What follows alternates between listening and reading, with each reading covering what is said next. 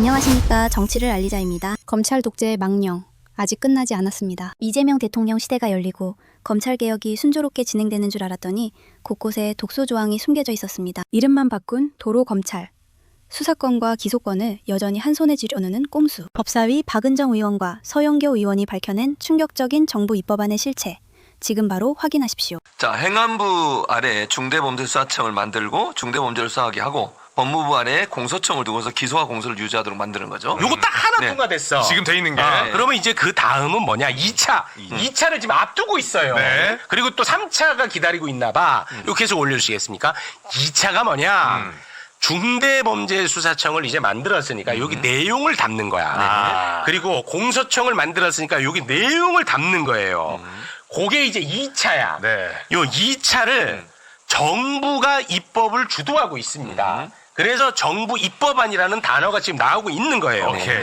검찰개혁 관련해가지고 2차 관련해서 정부의 입법안하고 민주당이 조금 달랐잖아. 네. 달랐는데 이제 그거를 좀 조율을 조금씩 하면서 정부의 입법 최종안을 발표를 했어. 네. 최종안. 최종안을.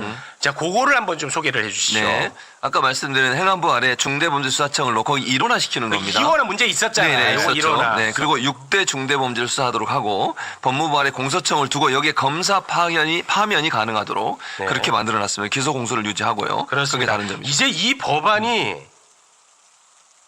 국회 본회의에서 통과가 되면 2차 검찰개혁이 완료가 되는 겁니다.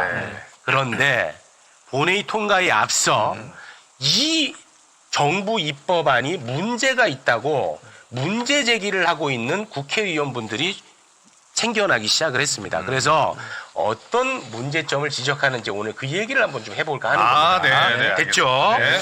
자, 다시 한번 그거 올려주시겠습니까? 자, 여기 중수청이 6대 범죄를 수사하게 이제 되어 있다고 했잖아요. 그렇죠. 그런데 이 수사 범위가 6대 범죄라고 해서 몇 가지 안 되는 것 같지만 정부 입법안을 봤더니 이거 수사 범위가 너무 넓은 거 아니냐?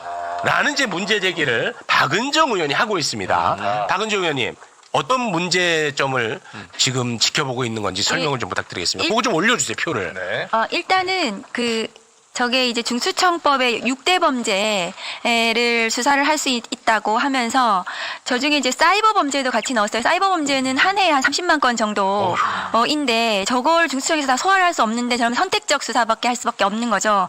그러면서 그리고 중수청의 수사권 6개 범죄 자체가 과거에 특수부 검사들이 좋아했던 그 죄명들이에요. 문재인 정부 때 수사권 1차 수사권 조정 때 했던 그 6대 범죄를 지금 중수청에서 그대로 안으면서 저 6대 범죄는 무한히 그 수사를 할 수 있는 정치 수사를 할 수 있는 그런 범죄다라고 보여집니다. 그래서 저 범죄는 축소해야 된다는 것이 입장입니다. 그러면 그 축소하면 어디로 가는 거예요? 축소한 지금 만큼은? 중수청을 해야 하는 이유가 뭐냐 하면 네. 검찰에서 하고 있는 직접 수사, 그 부패와 경제 두 가지 범죄입니다. 그러면 그것을 검사들이 직접 수사를 할 수 없기 때문에 그 대신에 중수청을 만드는 거거든요. 그러니까 그 두 개의 범죄를 중수청이 할 수 있으면 되는 건데 더 무한히 사이버 범죄까지 너무 늘렸다는 것이죠. 아니 근데 중수청이라는 것이 검찰청을 대신하는 기관은 아니잖아요. 그렇습니다. 근데 지금 중수청을 만든 이유가 네. 지금 검찰청을 공소청과 중수청으로 나누고 네. 검찰이 하던 직접 수사 네. 기능,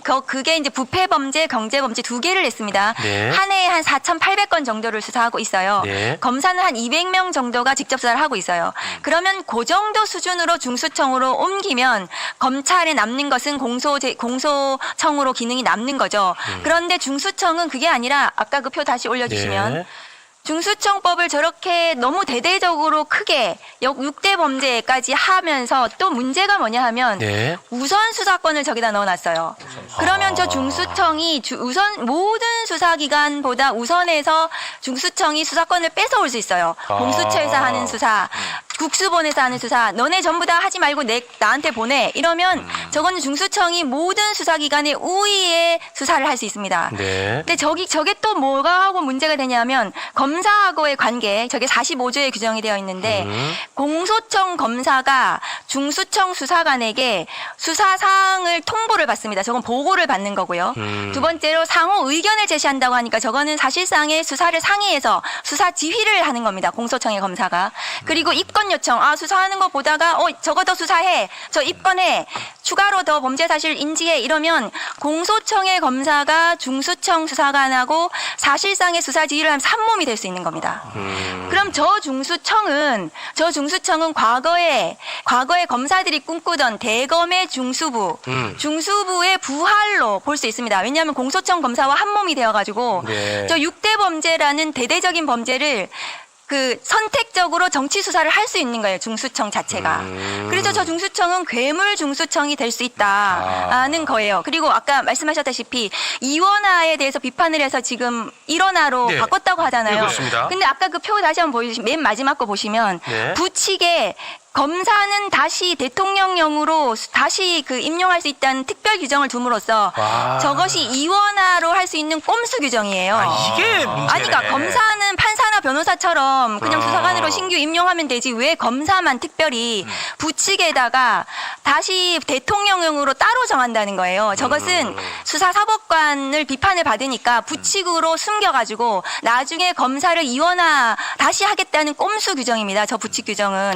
그러니까 이원화를 완전히 포기한 것이 아닙니다. 그래서 중수청 자체가 굉장히 위험한 괴물 중수청이 될 수가 있다. 이 중수청법으로는. 예를 들어서 윤석열 같은 대통령이 되면 또 대통령령 그냥 바꾸면 되는 거니까. 그러니까 이제 대통령이 바뀌지 않는다 하더라도 지금 정부에서도 마음 중수청이 출범을 하잖아요. 그럼 공소청 검사가 중수청에 있는 수사들을 사실상의 수사 지휘를 하면서 저 6대 범죄 중에서 정치인 수사 있지 않습니까? 네. 중수청 새로 출범하면 자기들의 존재를 증명하기 위해서 아마 내년부터 대대적으로 정권에 대한 수사, 정치인 수사를 하려고 할 겁니다. 중수청은. 그런데 저 중수청이 저렇게 선택적으로 정치적인 수사를 할 수 없도록 공소청 검사와 수사 기소를 완전히 분리를 해놔야 돼요.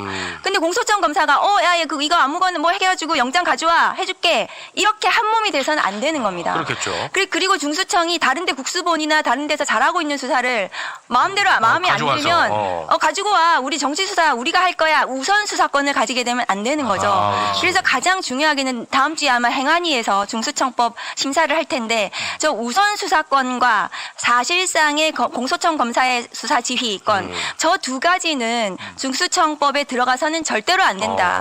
그리고 이원화로 갈 수 있는 저 꼼수 부칙 규정은 들어가서는 안 된다.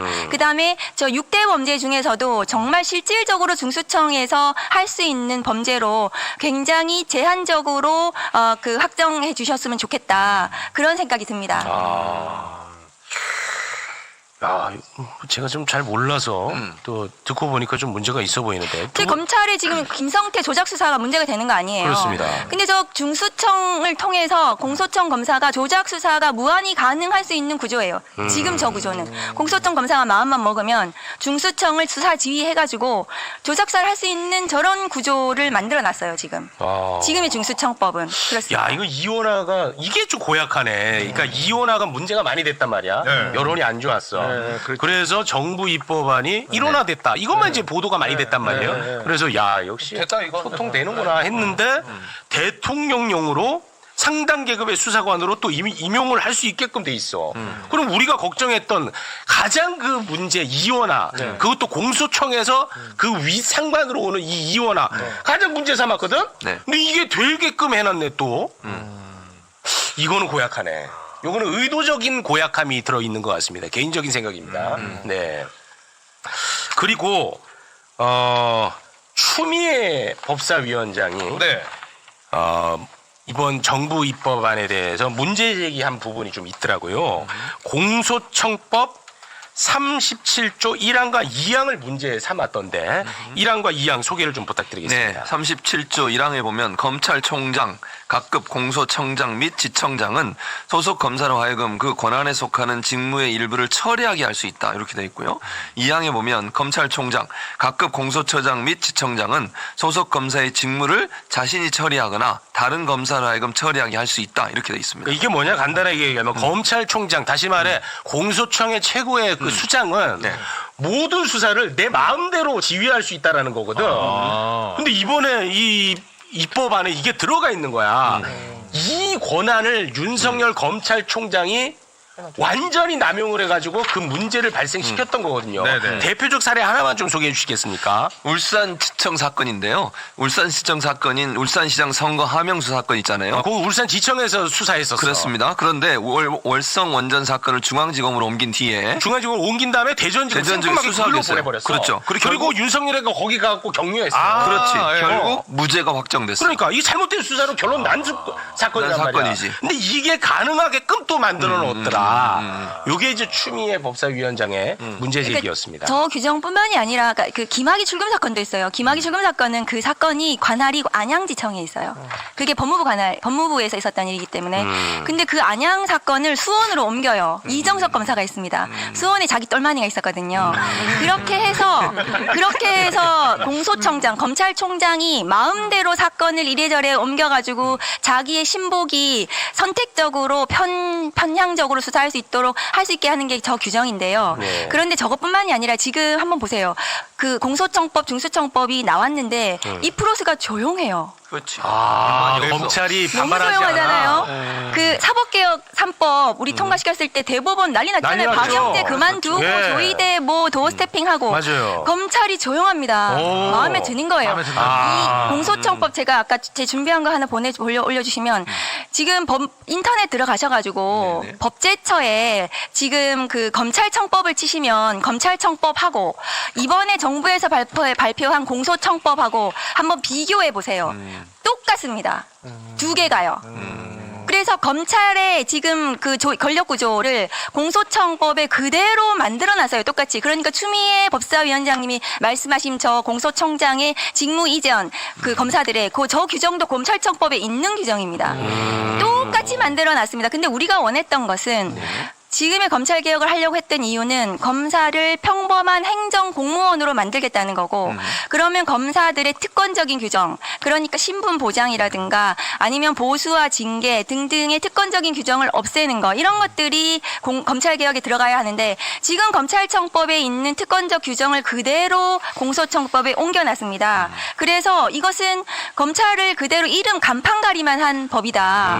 그럼 간판가리만 하면은 괜히 돈 많이 들고 그렇지. 할 필요가 없는 거죠, 이것은. 네. 그래서 이 공소청법은 지금 검찰의 단계 3단계 구조, 대검, 고검, 지검 이거를 대공소청, 지방공소청, 고등검소청, 지방공소청으로 또 3단계로 그대로 놓는 이런 규정. 네. 이런 것들은 공소청법이 그러면 검찰개혁 맞나? 이런 의구심이 있는 거죠. 그리고 가장 중요하게는 제 공소청법 한번 올려주시면 맨 마지막에 뭘 갖다 놨냐 하면 네. 검찰청 폐지 후에 맨 마지막 거 보시면 네. 6개월 동안 또 유예기간을 뒀어요. 검찰청 붙이게. 폐지 후 6개월. 6개월. 그러니까 지금 1년 유예기간을 뒀잖아요. 그러니까 그래서 10월까지 우리는 기다리고 있는 근데 거잖아요. 6개월 또 연장을 하는 겁니다. 아, 또?